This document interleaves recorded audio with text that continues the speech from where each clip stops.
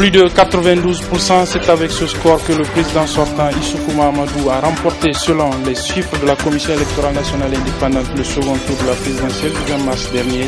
Dans cette édition, nous ferons suivre les réactions que cette réélection a suscité ainsi que les commentaires. Et puis, la Cour d'appel de Niamey a appelé de nouveau à statuer sur l'incompétence du juge de première instance dans l'affaire de biens importés. La Cour a rendu en effet ce matin son arrêt. Vous suivrez dans cette édition la réaction de l'un des avocats de M. Mahamadou, Maître Moussi Boubacar.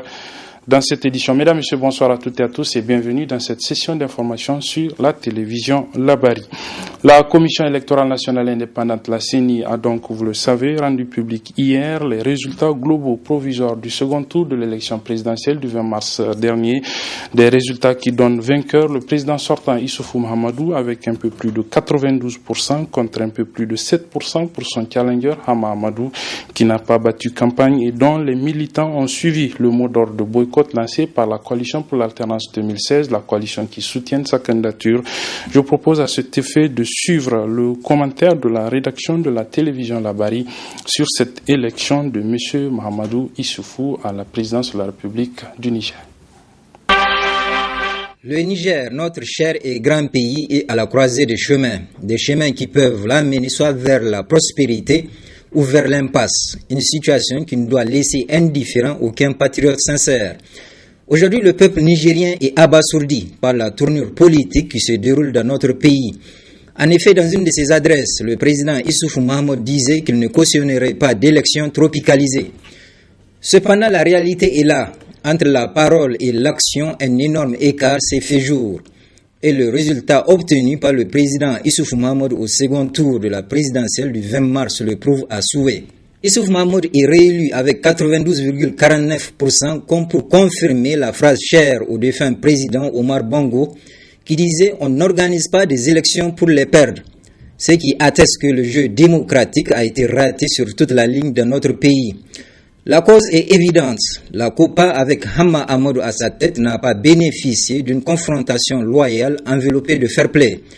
Alors les Nigériens sont conscients que tout a été mis en œuvre pour empêcher Hama Amadou de concourir normalement. Qu'importe, la fin justifie les moyens. Le président Issoufou Mahamadou est reconduit avec un score fleuve. Et tout de suite, d'énormes contradictions apparaissent dans le discours de victoire du président Issoufou Mahamadou qui met en avant la renaissance culturelle et le rassemblement des Nigériens. Une pilule qui aura du mal à passer dans les gorges des Nigériens lorsqu'on sait que 5 ans durant, les tenants du pouvoir avaient anéanti tous les repères moraux tout en pétinant allègrement les lois constitutionnelles, chose décriée chaque fois par l'opposition dans ses déclarations. Cependant, le drame est le suivant. Le président Issoufou Mahamadou se retrouve dans la posture où il lui sera obligé de négocier avec l'opposition, et cela afin de taire les vaines querelles qui en réalité sont les fruits de l'injustice. Voilà, et Ali Cissé Ibrahim, nous venons de l'apprendre justement pour aller dans le sens de la négociation. Le président de la République, le nouveau président de la République, Issoufou Mahamadou, a, dans une interview qu'il a accordée à l'agence France Presse et au journal panafricain Jeune Afrique, appelé à la formation d'un gouvernement d'union nationale. La rédaction de la télévision Labari vous a également sollicité l'analyse des résultats de ce scrutin du dimanche 20 mars dernier et les résultats donc qui ont été proclamés hier par la Commission électorale nationale indépendante. La rédaction de la télévision Labari a donc sollicité l'analyse du sociopolitologue Dr Souley Haji. Cette analyse nous est résumée ici par Adamou Soumana. Répartition des voix par candidat. Les résultats globaux provisoires du second tour de la présidentielle proclamés par la Commission électorale nationale indépendante ont mis fin au suspense dans le challenge opposant Issoufou Mahamadou à Hama Amadou pour les uns et Issoufou Mahamadou à sa propre personne pour les autres. Quoi qu'il en soit, les observateurs avertis de la chose politique ont leur propre lecture de cette situation. On constate que, tout d'abord, la CENI qui n'était pas sortie finalement officiellement pour proclamer dans les voies normales, suite notamment à un arrêt de la Cour constitutionnelle, la liste des deux prétendants au second tour. Aujourd'hui, elle vient publiquement pour pouvoir proclamer l'investiture d'un des candidats qui avait eu la primeur d'ailleurs de l'information sur sa place au second tour. Ce qui paraît un peu curieux justement, parce que ce n'est pas comme ça que les choses se font habituellement. Qu'à cela ne tienne, le président sortant, aussitôt après la proclamation des résultats provisoires, s'est adressé à la population nigérienne avant même que la Cour constitutionnelle ne valide ces résultats. Toute chose qui risque d'engendrer des scénarios les uns plus préjudiciables que les autres pour le pays. La COPA peut être amenée à adopter 3 postures. La première posture, c'est de voir sa position d'être loyale, en reconnaissant bien entendu donc l'élection, l'investiture de candidat Mahamadou Issoufou. La seconde posture qu'on peut évoquer, c'est que la COPA peut chercher à créer un contexte conflictuel. La troisième posture que la COPA peut adopter, c'est notamment de ne pas reconnaître du tout, c'est-à-dire de sortir des espaces étatiques ou de pouvoir et créer sa propre institution, ses propres règles, ses propres lois, ses propres instruments, et donc gouverner parallèlement donc au pouvoir du candidat élu. Le pouvoir aussi peut s'asseoir ou observer 3 postures. La première posture, c'est entendu de chercher le compromis. Le pouvoir peut aussi éventuellement avoir une posture de dénégation, c'est-à-dire de nier même qu'il y a un conflit. La troisième posture pour le pouvoir, c'est là aussi le conflit. Face à cette situation, un dialogue franc et sincère s'impose aux 2 camps. L'essentiel, c'est de trouver entre eux-mêmes les voies et moyens possibles pour surmonter cette crise latente, afin de ne pas laisser notre pays s'enfoncer dans des voies tout à fait difficiles. L'heure a donc sonné pour la classe politique nigérienne dans son ensemble de prouver sa maturité en ne mettant en avant que l'intérêt supérieur de la nation et non leurs intérêts individuels et mesquins, afin d'épargner le pays d'une crise post-électorale aux conséquences fâcheuses pour son développement.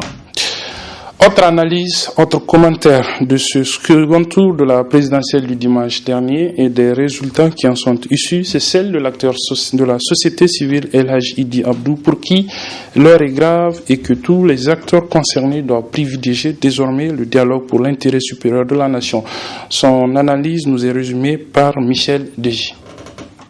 La situation reste désormais très tendue et elle risque de l'être encore davantage après l'épuisement du premier mandat du candidat vainqueur de cette présidentielle deuxième tour. Même si l'opposition réunie au sein de la COPA ne cesse de crier son indignation en affirmant ne pas reconnaître les résultats de ce scrutin du 20 mars dernier, donc la légitimité de son vainqueur, Issoufou Mahamadou, lui prône dès les premières heures de sa réélection des mots rassembleurs. Pour relever tous ces grands défis, j'ai besoin du soutien de tous les Nigérians. Je voudrais que la victoire du 20 mars ne soit pas celle d'un seul camp, mais celle du pays tout entier. Je voudrais que la victoire du 20 mars soit celle de toutes les filles et de tous les fils du pays. Rassemblons-nous donc. Ne gaspillons pas nos énergies dans de vaines querelles pour construire notre maison commune. Un appel qui reste conditionné par la reprise de ce scrutin selon la COPA 2016. Chose quasi impossible avant l'échéance du premier quinquennat de Issoufou Mahamadou. Une situation qui inquiète l'acteur de la société civile El Hadji Idi Abdou. Les uns et les autres montent les enchères. Mais l'essentiel, c'est qu'ils se retrouvent autour d'une table et ils vont trouver la solution. Le Niger est fatigué. Il faut que la classe politique le comprenne. Si j'ai bien compris le communiqué de l'Union européenne, elle dit qu'elle prend acte, le taux de participation est faible par rapport au premier tour et elle invite les partis à un apaisement. Et l'apaisement est assorti d'un dialogue. Même, toujours dans le même cadre de la démocratie assistée, j'ai entendu le représentant spécial du secrétaire général des Nations Unies faire un discours pour aussi aborder dans le même sens. Il faut un climat apaisé. Tout ça là. Même si on est une démocratie assistée, on n'en a pas besoin que quelqu'un de l'extérieur nous dise ce qui est bon pour notre pays. Et les hommes politiques doivent avoir honte d'eux-mêmes. Et ils font honte au Niger. Selon Elhaji Diabdou, à l'heure actuelle et à l'allure où vont les choses en dehors du dialogue, il n'y a aucune issue heureuse pour le peuple nigérien.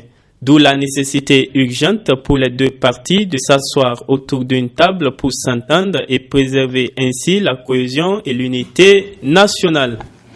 Voilà, les citoyens nigériens de la capitale Niamey ont également réagi à ces résultats du second tour de la présidentielle du dimanche dernier, ainsi que le contexte dans lequel il s'est tenu. Donc, je propose de les suivre. Ils sont donc interrogés, ces citoyens, par une de nos équipes. Le président, il a bien parlé, et puis nous sommes d'accord avec lui. Il fait appel à tous les Nigériens pour qu'ils s'unissent et venir travailler pour le pays, pour le Niger. Quant à l'opposition, d'aller réfléchir. Les Nigériens n'ont qu'à s'entendre et puis vivre le chemin direct. Par exemple, il faut prendre, je prends le cas du Bénin. Qu'est-ce que vous avez pensé? L'opposition, il est d'accord avec l'autre, le président, et jusqu'à le féliciter. Et pourquoi pas ici chez nous? La classe politique, tout bord confondu, a échoué. Aujourd'hui, quand on parle du Niger à l'international, on parle du mal du Niger. Et ça, c'est le comportement de la classe politique. Pour connaître le Niger à l'international, c'est des crises politiques. C'est lorsqu'on fait les classements et qu'on se rend compte que le Niger est dernier. Et donc, bon sang, pourquoi? Pour parler du Niger, il faut que des situations malheureuses se présentent. Nous, ce que nous voulons, c'est que la classe politique puisse donner un exemple, de telle sorte qu'on puisse citer le Niger en exemple dans les concerts des nations. C'est ça le plus important. Mais lorsqu'on cite le Niger quand il y a crise, mais ça réduit notre dignité. Ça fait en sorte que notre fierté en tant que peuple est vendue. Et ça, nous ne sommes pas d'accord par rapport à ça. Il n'y a que des mots dans ces pays. Par conséquent, il faut qu'on prenne conscience. Nous, on implore Dieu pour ces pays. Il ne faut pas regarder les présidents ou bien les autres gens de la COPA. C'est les pauvres citoyens que vous allez regarder. Vraiment, il a appelé les gens pour venir les soutenir. Même lui, dans son appel, il faut qu'il accepte ce qu'il vient de dire. Donc, ce n'est pas la MRN ou bien la COPA. Il est élu pour tous les Nigériens. Ensuite, j'appelle les gens de la COPA de mettre l'eau dans leur vin. Tout ça, c'est le Niger. Pour la réconciliation, il ne faut pas appeler quelqu'un de l'extérieur pour réconcilier les Nigériens. On n'a pas besoin des gens de l'extérieur pour nous réconcilier. La réconciliation, c'est entre les Nigériens. Le président, dans son discours, il a appelé les Nigériens au rassemblement. Moi, je pense que c'est son devoir de le faire. S'il le fait, cela veut dire qu'il reste toujours ouvert aux différentes négociations. Et donc, pour moi, la classe politique, notamment la COPA, doit vraiment s'y ressaisir parce que maintenant, le Niger n'a pas besoin de cela. Aujourd'hui, déjà, les élections sont finies. Les principaux dangers auxquels nous sommes exposés, c'est notamment les attaques terroristes. Il y a la question de l'agriculture, de l'éducation vraiment qui s'impose à nous. Il faudrait qu'on relève le défi. Vraiment, il faudrait que nous évoluions dans cette logique pour vraiment bâtir une nation forte. Voilà, en collaboration avec notre consoeur Gaskia TV de Zender, nous avons également recueilli pour vous les réactions de quelques citoyens de la capitale du Damagaram par rapport à ces résultats globaux provisoires du second tour de l'élection présidentielle du 20 mars dernier. Nous les écoutons. Tout ce que je peux dire, c'est de me féliciter que le bon Dieu a fait en sorte que ce processus électoral soit déroulé en paix, sans catastrophe. Vraiment, c'est de cela que je peux me réjouir. Je souhaite que seulement que notre pays, quelle que soit la tendance, que notre pays vive en paix et que vraiment que les peuples nigériens vivent dans la parfaite tranquillité. Moi, je suis satisfait que les élections se soient passées au Niger sans problème. Les résultats proclamés par la CENI et les fausses sont des faux résultats. Et pourquoi? Parce qu'il n'y a personne qui a assisté au bureau de vote et voté. Bien sûr, on est bien satisfaite. Je suis très bien satisfaite. Que Dieu les aide. C'est ce qu'on souhaite. On les demande de se pardonner, de se patienter. On est tous des Nigériens. Concernant ce deuxième tour, j'ai pas pu. Je ne savais même pas qu'on a pu voter au Niger. Puisque vous avez vu comment les gens se promènent le jour du vote. Ils ne sont même pas au courant du vote. Et la COFA a fait une déclaration auprès de ce militant de ne pas partir au vote. Et on a pu accepter le résultat. Ça nous combien de temps? Nous rejetons tous la candidature. Ce résultat, non, convient pas. Comme on n'est pas parti voter, donc on rejette le résultat. Voilà, restons toujours à Zender pour faire sur cette fois-ci la réaction des deux camps, opposition et majorité, toujours après la proclamation de ces résultats globaux provisoires du second tour de l'élection présidentielle du dimanche dernier. C'est toujours avec notre consoeur Gaskia TV de Zender. Mon constat d'après l'élection, c'est que les Nigériens ne sont pas sortis pour voter, malgré, encore une fois, les multiples achats de conscience, ainsi que les bourrages d'urnes, puisque lorsque vous suivez les résultats, il y a des communes qui ont voté à 97% et peut-être même plus. Donc vous voyez, ici au Niger, on ne peut jamais atteindre un tel taux de participation. On a trouvé dans plusieurs bureaux de vote les membres endormis. C'est la toute première fois qu'on a trouvé ça. Nos militants ont été bien sensibilisés et ont respecté le mot d'ordre. Donc ce sont les militants du PNDS et de ses alliés qui votent pour nous, malgré que le fait que nos militants n'aient pas été votés. Vous voyez, on a des voix quand même. Zender n'a pas eu plus de 20% de taux de participation. Donc vraiment, il n'y a pas eu d'élection au Niger. Le peuple n'est pas sorti voter. Nous savons qu'ils ont fait des achats de conscience, notamment l'après-midi lorsqu'ils se sont rendus compte de la catastrophe. On a vu tous les grands pontes de la ville de Zender avec de l'argent. C'est à l'œil nu qu'ils faisaient ça là. Le Lumana et sa clique ont voulu un boycott actif. Le boycott actif, c'est un concept d'un pays voisin qui consiste justement à aller agresser, empêcher de force. Mais malheureusement, cette brutalité programmée par le Lumana a été découragée par le leader du MNSD, Seno Umaru. C'est le report de voix. Nous avons d'abord nos voix, 48%. Nous avons les voix des autres qui se sont joints à nous. Et maintenant, plus de certains qui étaient indécis et qui ont compris que vraiment les candidats Issoufou, c'est le meilleur candidat. Ils sont venus et ils ont voté massivement. Donc, par rapport à ça, il n'y a même pas midi à 14h. Les choses sont claires. Voyez-vous, ce n'est pas le président Issoufou qui a organisé les élections en tant que tel. Ce n'est pas le PNDS, c'est la CENI. Elle est indépendante. Quoique eux, quand la CENI fait des choses qui les arrangent, ils disent bien, c'est le cas de l'audit par rapport au fichier électoral. Voyez-vous, en ce temps-là, ils ont dit c'est bien la CENI. La Cour constitutionnelle, dans bien des cas, lorsqu'ils étaient à l'opposition, ils ont porté plainte par rapport à un certain nombre de choses et ils ont eu raison. Installer la Cour constitutionnelle, donc c'est une cour respectable. Mais à quoi ils jouent? En réaction toujours à ces résultats du second tour de l'élection présidentielle proclamée hier par la Commission électorale nationale indépendante et de la situation sociopolitique globale de notre pays, je vous propose de suivre le résumé d'une déclaration rendue publique il y a quelques instants par le mouvement des jeunes pour l'émergence du Niger. Elle nous est résumée par Ousmane Sidikou et Ibrahim Abdou. Livrant une telle déclaration, c'est une observation microscopique de la situation actuelle du pays faite par le MOJEN, le mouvement des jeunes pour l'émergence du Niger. Au sortir du deuxième tour de l'élection présidentielle, période de grandes vacances dans les différents bureaux de vote. Ailleurs, les membres du bureau sont tellement mineurs qu'ils dormaient sous le coup de chaleur. On peut se réjouir du calme et de la sérénité ayant caractérisé cette journée du 20 mars 2016, si cela ne s'apparente pas à un mot d'ordre du pays mort.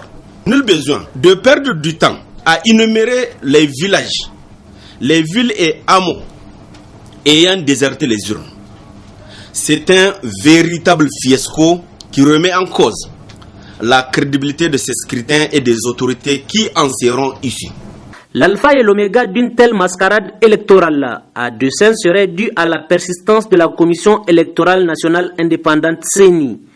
Pour avoir délibérément et en toute conscience choisi de poursuivre dans l'erreur et dans le faux, la CENI est aujourd'hui aussi discréditée que le régime qui l'a mis en place. Un taux de participation tragiquement inférieur au premier tour, prouvant les ras-le-bol du peuple nigérien sur la direction politique actuelle. Pourtant, pour ne pas en arriver là, le Moujène avait tiré la sonnette d'alarme d'où ses exigences. Pourtant, dès au départ, sentant la crise venir, le Moujène avait lancé un appel en direction de la CENI et du président de la République pour arrêter la machine en vue d'un dialogue serein, sincère, devant permettre un bon et consensuel départ. Malheureusement, c'était de la peine perdue. Au regard de ce qui précède, le Moujène exige une transition démocratique à même de réorganiser des élections transparentes, libres, inclusives et démocratiques. Ces observateurs dits internationaux, face à leur appréciation, tout comme leur lecture faite du processus électoral justifiant au passage leur émolument, en ont eu pour leur grade à travers cette déclaration du Moujène.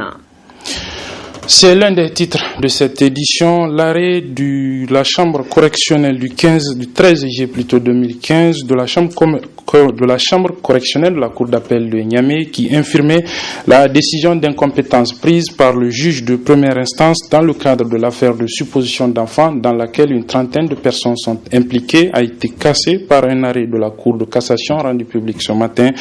Cet arrêt a été rendu donc suite à un pourvoi en cassation introduit devant la cour de cassation par le conseil d'avocats de ces personnes. Je vous propose de suivre la réaction d'un des avocats d'une des personnes impliquées dans ce présumé trafic de bébés. Il s'agit de maître Moussi Boubacar et les membres du conseil d'avocats de M. Hama Amadou. Je viens de prendre effectivement connaissance du délibéré qui a été rendu par la Cour de cassation contre le pourvoi qui a été formé contre l'arrêt de la Cour d'appel qui a infirmé le premier jugement dans lequel le juge s'est déclaré incompétent à poursuivre du fait que une procédure préalable et préjudicielle n'avait pas été accomplie.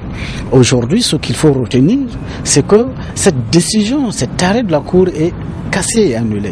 De sorte que la seule décision qui a valeur, qui a force de décision aujourd'hui, c'est le jugement du premier juge qui s'est déclaré incompétent et qui a dit qu'à défaut d'une procédure préalable pour statuer sur la filiation, il ne peut pas y avoir de procédure pénale. Nous étions convaincus, on l'a dit avec force de détail, ça a été dit avec le retard que vous savez, je ne sais pour quelle raison, mais enfin, je n'ai pas commenté cet aspect. Ce qui est sûr, c'est que l'arrêt de la Cour d'appel est aujourd'hui cassé et annulé, de sorte qu'il ne reste que le jugement qui s'est déclaré incompétent. Je ne sais pas ce que les gens vont faire, je ne fais pas de la procédure par fiction, mais j'ai dit, voilà ce qui est aujourd'hui.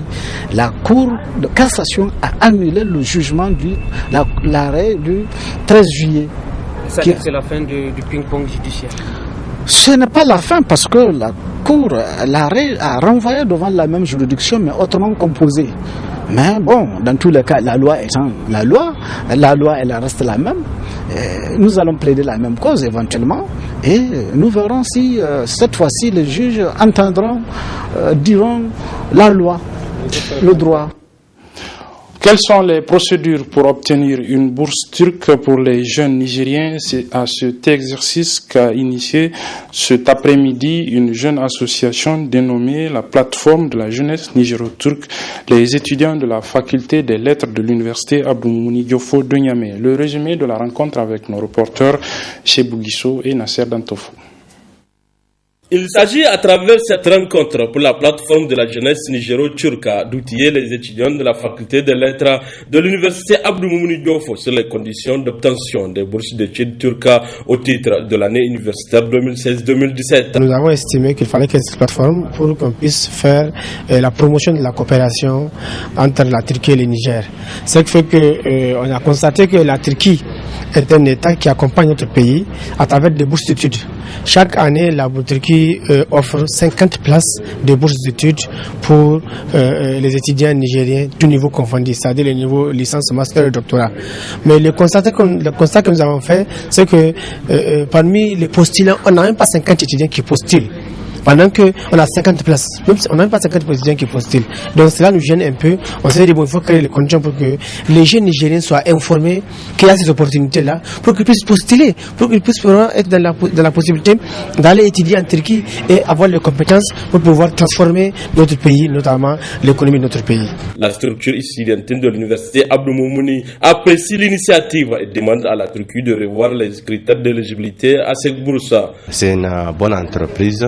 Nous saluons leur entreprise et leur courage et aussi l'estime qu'ils ont eue à l'Union des étudiants nigériens à l'université de Niamey et à ces militantes et militants, les approcher et les informer suffisamment par rapport à la disponibilité de ces bourses. Néanmoins, peut-être ici ce serait une appréciation personnelle par rapport aux critères d'accessibilité ou de prétention. Quand nous prenons le système éducatif de notre pays, rares sont ceux qui admettent au baccalauréat à l'âge de 18 ans, 19 ans, 20 ans. Et même si vous vous admettiez à 19 ans, 20 ans pour venir à l'université de Niamey, afin de prétendre obtenir la licence, au moins c'est un quinquennat. Donc c'est de revoir cela, au moins c'est de le conformer en fonction de la réalité socio-culturelle, mais aussi éducative de notre pays, afin que vraiment ça puisse nous être plus accessible. Cette rencontre a été également un cadre de partage d'expériences entre les anciens boursiers turcs et les étudiants de faculté de lettres de l'université Abdou Moumouni Diofo. Voilà, c'est sur ce que se referme cette édition, mesdames, messieurs. Merci de l'avoir suivi. Merci également aux équipes techniques et rédactionnelles qui m'ont aidé à vous la présenter. Les programmes se poursuivent sur la télévision La Bari. Au revoir.